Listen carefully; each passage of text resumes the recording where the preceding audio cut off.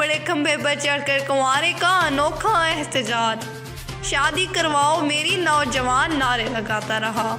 مزید جانتے ہیں اپنے نمائندے صدام چوہان سے جو اس وقت لائن پر موجود ہیں۔ جی اسلام، نوجوان کے انوکھے احتجاج کے بارے میں بتائیے گا ناظرین کو۔